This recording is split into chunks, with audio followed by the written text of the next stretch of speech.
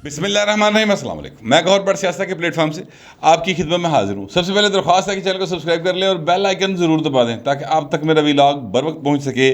खबर यह है कि इमरान खान की नाअहली कन्फर्म है, कैसे ये मैं आपको बताऊँगा। और उस्मान बुज़दार नरगे में हैं जबकि परवेज़ लाई मौजे ही मौजा कर रहे हैं। ये मामला क्या है, इस पर बात करेंगे। सबसे पहले बात करते हैं चौधरी परवेज़ लाई साहब की।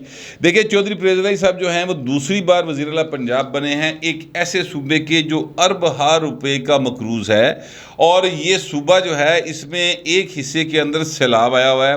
पाकिस्तान के जो दीगर दो सूबे हैं यानी बलूचिस्तान और सिंध, वहाँ पर पहले ही बहुत ज़्यादा एहसास कमतरी है और वहाँ पर बुरे हाल थे, बोंके दड़े हैं। ऐसी सूरत हाल में ये खबर मंजर आम पर आ रही है कि जनाब चौधरी परवेज़ लाई ने ईवान वज़ीर आला के लिए 40 गाड़ियाँ खरीदी हैं, नहीं सर, और 30 करोड़ रुपया इस मद में खर्च किया गया है। 40 नई गाड़ियाँ जो खरीदी गई हैं, सॉरी मैं माजरत चाहता हूँ, मैं 30 और 40 का ज़रा मिक्स कर रहा था। 30 करोड़ की हैं और 40 गाड़ियाँ, इनमें 19 जो हैं वो अल्टस ग्रैंडे टोयोटा का एक ब्रांड है, काफ़ी महंगा जो ब्रांड है, और 4 जो है टोयोटा फॉर्चूनर्स हैं। मैं आपसे अर्ज़ करूं कि इतनी अयाशी की ज़रूरत क्या है हजूर। आपको याद होगा आज से चंद रोज़ पहले इमरान खान साहब शायद फैसलाबाद में गए थे और उनके प्रोटोकॉल के लिए दी गई एक बुलेट प्रूफ गाड़ी जो है, जो कि पंजाब हुकूमत की थी, उसको आग लग गई थी। और वो ज़ाहिर है गाड़ी नकारा हो गई, सारी इंजन वाले पास आग लगी थी, गाड़ी सारी मतलब सड़ के सुहा हो गई और कोई किसी ने बचाने की कोशिश नहीं की। अब वो गाड़ी का खर्चा भी जो है मैं पहले कह चुका हूँ कि हमारे टैक्सों से निकलेगा। नई गाड़ी आएगी, करोड़ हार रुपए की एक गाड़ी आएगी और वो इस्तेमाल होगी प्रोटोकॉल के लिए। ये गाड़ियाँ भी प्रोटोकॉल के लिए जाएंगी। पाइन फुल टाइम जी ना अयाशियाँ या मूजा वो परवेज़ लाई लगी हैं। उनके साहबजादे हैं मोहन सलाई साहब, वो जनाब जिसको चाहते हैं तबादला करवा लेते हैं, जिदा चाहते हैं तबादला रखवा लेते हैं। मुझे जो है अपना सेक्रेटेरिएट के ज़राए, ईवान वज़ीर के ज़राए, उन्होंने ये बताया, उन्होंने कहा यार सेक्रेटरी तंग आ गए ने, दिहाड़ी 4-4 बारी की बंदा तबादला होता है और फिर जो है वो तबादला वापस हो जाता है। यही सूरत हाल जो थी उस्मान बुज़दार साहब के दौर में थी। उस्मान बुज़दार साहब जो हैं वो, जो मैं कह रहा हूँ नरगे में आ गए, वो नरगे में ऐसे आ गए हैं सर कि उस्मान बुज़दार साहब के दौर में तकर्रियाँ तबादले इंज होंदे सन जिस तरह मतलब है कि दुकान तो तुसीं रोज़ियां दे विच पकौड़े खरीदते वेख्या होएगा लोगों ने, समोसे खरीदते वेख्या होएगा। उस तरह से ये बाकायदा तौर पे तकर्रियाँ तबादले होते थे। और उनके एक थे अपना पर्सनल सेक्रेटरी जो होते हैं वो ताहिर खुर्शीद साहब जो हैं, उनके ऊपर बहुत ज़्यादा इल्ज़ाम था कि उन्होंने बहुत ज़्यादा पैसे कमाए हैं और लोग बताने वाले बताते हैं कि उन्होंने बेतहाशा पैसे कमाए। उनके ऊपर भी नैब की इंक्वायरी चल रही है। तो उस्मान बुज़दार के ख़िलाफ़ अब एक ख़त आया सर। खबर यह है कि उस्मान बुज़दार के ख़िलाफ़ एक ख़त आया और नैब लाहौर ने उसकी इनिशियल इंक्वायरी जो है वो शुरू कर दी है और चीफ सेक्रेटरी पंजाब को ख़त लिख दिया गया है कि जनाब इनके दौर के अंदर जो तकर्रियाँ तबादले हुए हैं 18 सितंबर तक हमें पहुँचाई जाएँ। इसमें ख़ास तौर पे उन्होंने महकमा CNW का जिक्र किया। अच्छा, मैं आपको महकमा CNW के बारे में थोड़ा सा बता दूँ। ये जितना भी बिल्डिंग बनने का काम होता है ना, तरक्याती कामों का मेरा ख्याल है आप समझ लें कि 90% वो महकमा CNW कर रहा होता है पंजाब के अंदर। अच्छा, अब ये जो महकमा है इसके पास अपने बेतहाशा फ़ंड्स होते हैं और पंजाब गवर्नमेंट ज़ाहिर उनको फ़ंड्स मुहैया करती है। सर ये इस महकमे का वज़ीर बनना या इस महकमे के अंदर सेक्रेटरी तो बहुत बड़ी गल है सर। कोई मतलब SDO लग जाना जड़ा ना, वो भी आप यूँ समझ लें कि फिर उस तो बाद महीने 4-5 के डिफेंस लाहौर फेज़ 5 में उस बंदे की कनाल की कोठी पक्की। यानी बेतहाशा पैसे, अन्य वाह पैसे हैं। और मैं जानता हूँ, मेरे से कुछ दोस्त बातें करते रहते हैं जो कि CNW की बीट कवर करते हैं, वो बताते हैं कि सर अन्य वाह करप्शन है वहाँ पर। और यानी हालत ये है उस महकमे की कि वहाँ पर जो मुलाजमीन है ना सर, जो मतलब SDOs हैं, जो आगे क्या कहते हैं एक्सियंस हैं, उन्होंने अपने रिश्तेदारों को, अपने भाई भतीजों को कंपनीज बना के दी हुई हैं ठेकेदारी की और उनको ठेके दिए चले जाते हैं। और जनाब ठेके मिलते हैं तो वो 10 रुपए का काम होता है तो उनका 1 रुपया लगा होता है। यानी कितना ज़्यादा प्रॉफिट ऑफ मार्जिन है उसके अंदर रेट्स इतने ज़्यादा रखे गए हैं, किसी ने दोबारा कभी काउंटर चेक नहीं किया, मुझे लगता है वहाँ पे रेट्स किए जा रहे हैं। तो पैन उत्थे जड़ा ना अन्नी पई रही है उस्मान बुज़दार के दौर में, अन्नी पई रही सच्ची मुची। यानी जो बंदा भी वहाँ से गुजर जाता था ना, मैं आपसे अर्ज़ करूँ वहाँ के 2-3 ठेकेदार मेरे कॉलेज फेलो रहे हैं, वो अब ठेकेदारी करते हैं, तो वो मुझे बता रहे थे कि भट्ट साहब हालांकि सानू बेताशा फ़ायदा हो रहा है, लेकिन यकीन करो कि कन्ना नूं हत्थ लाने हैं कि यार है की हो की रहा, मगर चूंकि हो रहा है कोई पूछ नहीं रहा तो ठीक है, हमें भी जो इसमें से काम मिलता है हम वो भी कर रहे हैं। बाहर लिए उनकी अपनी अप्रोच है, ज़ाहिर है ठेकेदार की क्या अप्रोच हो सकती है, उसी हिसाब से वो देखते हैं।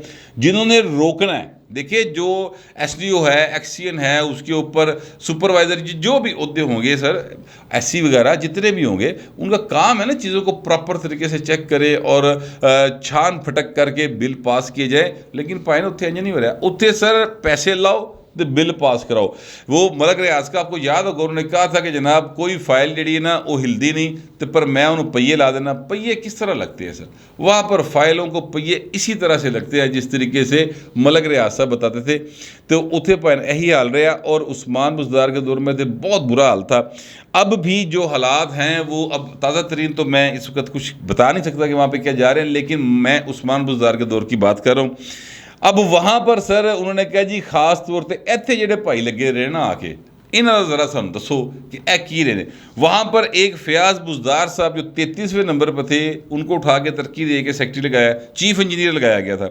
सेल अकरम साहब थे 31वें नंबर पर, और नवीद भट्टी साहब थे 38वें नंबर पर। इन सब को जो है आउट ऑफ टर्न प्रमोशन दी थी उस्मान बुज़दार साहब ने। और फयाज बुज़दार साहब के बारे में तो कहते हैं कि वो उनके करीबी अजीज़ थे। इस सारी रिपोर्ट नैब लाहौर ने तलब की है। अब नैब लाहौर जो है वो सर पता नहीं झाका कराएगा, ड्रावा देगा, क्योंकि उस्मान बुज़दार साहब के ऊपर ना मैं आपसे अर्ज़ करूँ कि एक शराब का लाइसेंस देने का भी एक होटल नया बना था, वो शायद एयरपोर्ट के करीब नया होटल बना था, जहाँ पे नून लीग वाले लुक के नहीं सी अपने MPs में रख दे, क्योंकि तरीके इंसाफ वाले जो है वो यहाँ पर जो गुलबर्ग में या माल रोड पे होटल्स हैं वहाँ पर पहुँच के हल्ला गुल्ला करते थे ना, रुला पाते सन। उन्होंने MPs चुके सारे दल जाके उस होटल च रख ले सन। वहाँ पर जाना ज़रा काफ़ी मुश्किल काम है, लिहाजा वहाँ पर कोई नहीं जाता था। शायद उस होटल को लाइसेंस मिलना था शराब की फ़रोख्त का, तो उसमें सर कहा जाता है कि 50 करोड़ रुपया जो है वो शायद लिया गया था। मुझे अमाउंट कन्फर्म नहीं है, लेकिन करोड़ों में बाहर अमाउंट थी। कुछ लोग 50 करोड़ का भी फिगर देते हैं, लेकिन इतने देने वाला जानता है या लेने वाला जानता है। ये केस भी उस्मान बुज़दार साहब के ऊपर बना था जब वो चीफ मिनिस्टर पंजाब थे, और वो इंक्वायरी हुई है, तिकर पेंडिंग है, वो चल रही है। एक नवा केस आ गया, एक दरख्वास्त है जो दी गई है। उर्दू न्यूज़ एक है अपना वेबसाइट, उन्होंने ये खबर जो है बाकायदा तौर पर शाया की है, और इस चीज़ को कन्फर्म किया जा सकता है कि जनाब उनके खिलाफ इंक्वायरी शुरू होगी। परवेज़ दाई साहब जेडे ना वो सर बड़े सुकून दे नाल मौजा कर रहे हैं, गड्डियां नवीं खरीद रहे हैं, आ रहे हैं यार, उन्होंने कोई फिक्र नहीं कि उत्थे जिहड़ा ना अपना आया सैलाब आया। ये 40 करोड़ जिहड़ा है ये इत्थे सैलाब आया, तो मैं वो 40 करोड़ दे विचों चलो 20 करोड़ रुपया जो है वो मैं अपने बलोची भाइयों को दे दूँ। बलूचिस्तान में जो हालात हैं वहाँ पर दे दूँ। आपको याद होगा शहबाज शरीफ साहब का दौर था, वो वज़ीर-ए-आला पंजाब थे, उन्होंने बलूचिस्तान में यूनिवर्सिटीज़ भी बनाई थी। उन्होंने बलूचिस्तान के स्टूडेंट्स के लिए कोटा मुख्तस किया था, उन्होंने वहाँ पर बेतहाशा वज़ाइफ दिए थे। इससे कोई फ़र्क नहीं पड़ता पंजाब को, लेकिन वहाँ पर एक जेस्चर जाता है कि यार पंजाब के लोग जो हैं वो हमारे साथ हैं और हमारे दुख दर्द को यानी अहमियत देते हैं। सिंध में चले जाते हैं, वहाँ पे जाके देते हैं, लेकिन सर उनका मसला नहीं है। वो तो DG खान नहीं गया भाई, जितने बुरे हाल मौके दिहाड़े हो पे राजनपुर, ठीक है, वहाँ नहीं गए वो उन्होंने तो उस तरफ जाना गवारा नहीं किया, तो लिहाजा उनको कोई फ़िक्र फाका नहीं। सर एक क्या कहते हैं मौज मस्ती का सीन है। जो हुकूमत में हैं, चाहे वो ऊपर हैं यानी फेडरल गवर्नमेंट में है, जो सर नीचे है, चाहे वो पंजाब के, मैं परवेज़ लाई साहब की बात करूँ, कोई फ़िक्र फाका नहीं कि आम आदमी की क्या हालत है और क्या हालत नहीं है। उन्होंने सर अपना जड़ा ना रांझा राजी करना शुरू किया है। बहरहाल जो मैंने आपसे कहा कि इमरान खान जो हैं वो वो उनकी नाअहली कन्फर्म है। देखिए, मैं आपसे अर्ज़ करूं कि मैंने आज इस सिलसिले में दो ऐसे साहबान से बात की है जो सबका सेशन जज हैं, यानी वो डिस्ट्रिक्ट एंड सेशन जज के तौर पे रिटायर्ड हुए हैं। उनसे मैंने पूछा कि सर ये कितना का चांस है इमरान खान के क्या कहते हैं उसको, वो नाअहल हो जाने का, या वो तौहीन अदालत जो है वो ज़ाहिर उन पर लगेगी और अगर उसमें उनको सज़ा होती है तो फिर नाअहल हो जाएंगे। उन्होंने कहा जी 1% भी चांस नहीं है कि इमरान खान इस केस में बच जाए। उसकी वजह यह है कि इनके पास मौका था, इनको 2 बार मौका दिया गया, इन्होंने दोनों बार ज़ाया किया। तीसरी बार भी जो मौका है सर, उस मौके में भी अब अदालत का जो मूड बन गया और जो कानून कहता है उसके मुताबिक इमरान खान की नाअहली जो है ना, यानी कन्फर्म है, सज़ा अदालत चाहे तो महीना दे दे चाहे तो ना दे। मैंने उनसे ये सवाल किया था कि सर रोज़ाना अदालतों के अंदर वकला हज़रात आपके साथ ये पता नहीं क्या करते हैं, फुटेज भी हमारे सामने आती रहती है, उस पर आप लोग ऐसा नहीं करते। उन्होंने कहा देखिए बात यह कि आप लोगों का ख्याल है कि वहाँ पर होता कुछ नहीं है, उसका बाकायदा नोटिस लिया जाता है और फिर वो वकील जो है ना पेशिया भुगत रहे होंगे, आपको वो चीज़ें सामने नहीं आती। वहाँ पर भी जिस हद तक एहतसाब हो सकता है वो किया जाता है। वो कहते हैं कि जनाब ये जो पूरे का पूरा हमारा जुडिशल सिस्टम है वो सारे का सारा अदालत की इज़्ज़त व तकरीम पे खड़ा, उनके जो हदायत है, उनका जो हुक्म है उसकी तमील पे खड़ा। अगर इस तरह पब्लिकली तुसी जज्जां दे बारे गल करनी शुरू कर दोगे तो भाएं फिर कल नूं की बनेगा, पूरी जुडिशरी जो है लोअर जुडिशरी वो तो फिर हत्थल होकर बह जाएगी, काम ही कोई नहीं करेगा। लिहाजा इमरान खान के बचने का 1% भी उनके ख्याल में चांस नहीं है। ज़ाहिर है वो कानूनी एतबार से बात कर रहे थे, लेकिन मैं आपसे अर्ज़ करूँ कि वो तो जो कर रहे थे इमरान खान आप भी कह रहे हैं कि मेरे बचन का चांस कोई नहीं। अच्छा वो सर वही उन्होंने बोल टीवी को इंटरव्यू दिया, उस टीवी के इंटरव्यू का बस ऐसे ही था जैसे, मेरा मतलब है इमरान खान आप ही शीशे दे के खलो के जड़ा ना अपने आप ना सवाल कर रहे थे, आप ही जवाब दे दे रहे। समी इब्राहिम साहब बड़े एक सीनियर आदमी हैं, लेकिन बस वो वायरस का शिकार हो गए मुझे लगता है। और उन्होंने जिस तरह के सवालात किए है भाई इस तरह के सवाल करने सन, यहो जी इंटरव्यू देने सन, तो फिर मतलब इस इंटरव्यू की लोड़ की सी। इमरान खान साहब से कहते हैं कि आप आधा घंटा या घंटा मुसलसल जो स्पीच करने की आपको आदत है वो स्पीच करें और बोल न्यूज़ के लिए लिख दें कि एक्सक्लूसिव स्पीच है, आप बोल न्यूज़ पे चला दें, अल्लाह खैर सलाह। समी इब्राहिम साहब जो है ना मेरा ख्याल टाइम ज़ाया करते रहे वहाँ पे, उनको बैठने की ज़रूरत नहीं थी। कोई एक सवाल जिसको कहता था सवाल, देखिए इमरान खान के लेवल के लीडर को सवाल पोले पोले नहीं होंगे, हार्ड टॉक होती।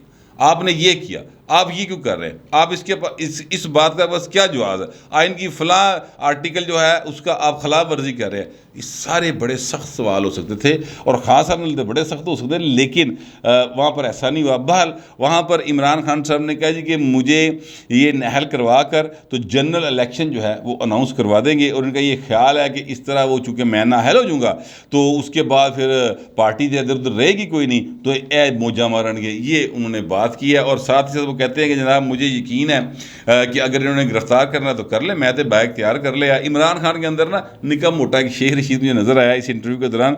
लेकिन इमरान खान साहब ने वहाँ पर एक बात ये की कि जनाब सक्खर में जो मैंने हाल देखा लोगों का, ओए होए बहुत गुर्बत है, लोग फटे पड़े। सर मैं आपसे यकीन करें अर्ज करूँ, ए सक्खर जिस पासे गया उतों ही भाई ने गड्डी च बैठा तो दुड़की वट गया।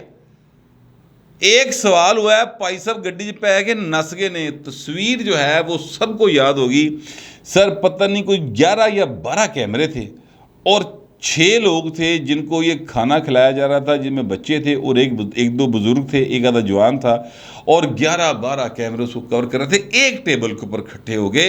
और सर वहाँ पर करोड़ों लोग जो हैं वो सड़कों पे हैं। इमरान खान तो उस पर से किए ही नहीं। फजाई दौरे करे कही जा रहे हैं कि निकले ना जरदारी बाहर, निकले ना बिलावल बाहर, और बहु बिलावल साहब थे उसले बाहर ही ने। आपको यार पता नहीं खबरें नहीं मिलती। आपके इर्द गिर्द जो मीडिया मैनेजर्स हैं, मुझे लगता नहीं है कि इमरान खान को इस तरह की खबरें देंगे, वरना बंदा एड्डा भी यार क्या कहते हैं शिकार नहीं हो सकता खुद पसंदी का कि अपने आप तो अलावा नज़र ही कुछ ना है। मुझे लगता है इनको कुछ सच बताने वाला इनके नज़दीक नहीं है। सारे इंजदे इंटरव्यू करने लगे ना कि वाह जी वाह, वाह जी वाह, खान साहब क्या बात है, इस तरह से इंटरव्यू करने वाले सारे मौजूद ने। मुझे लगता है ऐसे ही है। लिहाजा ये जो इमरान खान की इस वक्त सूरत सूरत हाल है उसमें इमरान खान कम अज़ कम कन्फर्म है कि भाई ने मैं नाहल ही पक्का हुआ, और उनकी जो गुफ्तगू हुई है उसमें मुझे नहीं लगता कि वो माफ़ी मांगेंगे, क्योंकि जहाँ तक मेरा ख्याल है अगर माफ़ी मांग लें, अपने आप को अदालत के रहमो करम पर छोड़ दें तो लीनियंट व्यू लिया जा सकता है। लेकिन जो इंटरव्यू से मैंने स्मेल लिया उसमें मुझे लगता नहीं कि भाई का माफ़ी मंगन का मूड है। अब भाई नाहल होनी टुरिया है, और ख़ास तौर पर जब खुशामदी इस तरह के इर्द गिर्द हों जो कहे कि जनाब फैसला तो फिर अदालत ने थोड़ी करना, फिर तो अवाम ने फैसला करना है ना।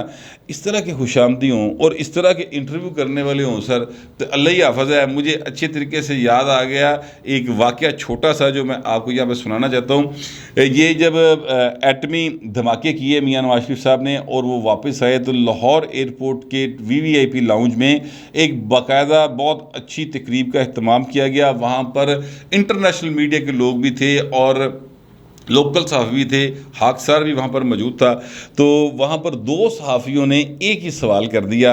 एक सहाफ़ी अब दुनिया में नहीं रहे, दूसरे जो हैं वो इस वक्त दुनिया में भी मौजूद हैं और TV की स्क्रीन पर भी आते हैं, नाम मैं नहीं लेना चाहता। लेकिन बहरहाल उन्होंने जो सवाल किया था उसका मैं विटनेस भी हूँ, और जो मियाँ नवाज शरीफ का जवाब था वो भी मैं आपको बता देता हूँ। सवाल जो था पहला जो किया था वो नसरुल्लाह गलज़ई साहब थे, अल्लाह ताला उनको गरीक़ रहमत करे, वो दुनिया में नहीं रहे। उन्होंने कहा जी आपने जो इस्लाम का नाम सर बुलंद कर दिया एटमी धमाके करके, और आपने जो इंडिया को जो है बाकायदा तौर पे नीचा दिखा दिया, वो जुर्रत नहीं कर सकता, इसके बारे में मियाँ साहब आपका क्या ख्याल है? ये सवाल था, सच्ची मुच्ची हंसना ना, ये सवाल थी एक सहाफ़ी का। मियाँ नवाज शरीफ ने इसके जवाब में क्या कहना था, मतलब इस सवाल के जवाब में क्या कहा जा सकता है? तो मियाँ नवाज शरीफ ने कहा जी हमने ज़ाहिर है कि आवाम की जो पाकिस्तान की सरहदों की हिफाजत जो है और सारा मुल्क हमारा है, तो हमने ये काम करना था। इंडिया जब धमाके करेगा तो फिर हम भी करेंगे, हम तो ज़ाहिर है और थल्ले लग के थोड़ी रहना। इस तरह का उन्होंने जवाब दिया। उसके बाद अगला सवाल आया और उस सवाल में भी उन्होंने यही बात की, आपने इस्लाम का नाम जो है वो सरबुलंद कर दिया, इंडिया को मुंह तोड़ जवाब दे दिया। इसके बारे में आपके कहते हैं हूँ तक मियाँ नवाज शरीफ का ना मैंने लगता उन्हें भुख लग गई सी। मियाँ साहब का जो है ना वो पारा बिल्कुल फिल हो चुका था। तो मियाँ साहब ने कहा यार तेन समझ नहीं, पहले इन्होंने भी यही सवाल किया, कोई होर सवाल कर ला, ये तेन नहीं करना था तो ना कर। अब यकीन करें ये मियाँ नवाज शरीफ ने कहा, ये 1998 या 99 जब भी 1998 को धमाके होते, ये उस दौर का मियाँ नवाज शरीफ उस शख्स को कह रहा है जो शख्स मुसलसल खुशामद करता था, और वही शख्स आज भी मियाँ नवाज शरीफ की खुशामद करता TV के ऊपर बैठ के, वो भाई एडा टीठ है। लेकिन मियाँ नवाज शरीफ को इस बात की सेंस थी कि यार खुशामदी होने चाहिए ने, पर उन्होंने सारी गल्लां दे जवाब नहीं देते तो ना उन्होंने सारी गल्लां मन्नी दियां। इमरान खान को अभी इतनी मेरा ख्याल सेंस नहीं आई, ठोकर वजनी शुरू हुई है, ज़रा 2-4 सट्टा और वजनेंगे तो मेरा ख्याल फिर शायद इन्हें समझ आ जाए कि खुशामदियों से बचना बड़ा ज़रूरी होता है। खुशामदी जो है ना वो सर इंसान को ले बैठते हैं। इन्होंने तो मुगलों की सल्तनत बर्बाद कर दियाँ। भुट्टो साहब जैसा आदमी, जहीन जीरक आदमी जो है वो खुशामदी के हथों मारिया गया, ठीक है। तो इमरान खान तो बेचारा बेचते ही कुछ नहीं, मैं तो कम अज़ कम ऐसा ही समझता हूँ। आप पता नहीं कैसा समझते हैं, जैसा भी समझते हैं लिखिएगा ज़रूर, मगर ज़रा तहजीब के साथ। फिर वक्त इतने मिलते अगले व्लॉग।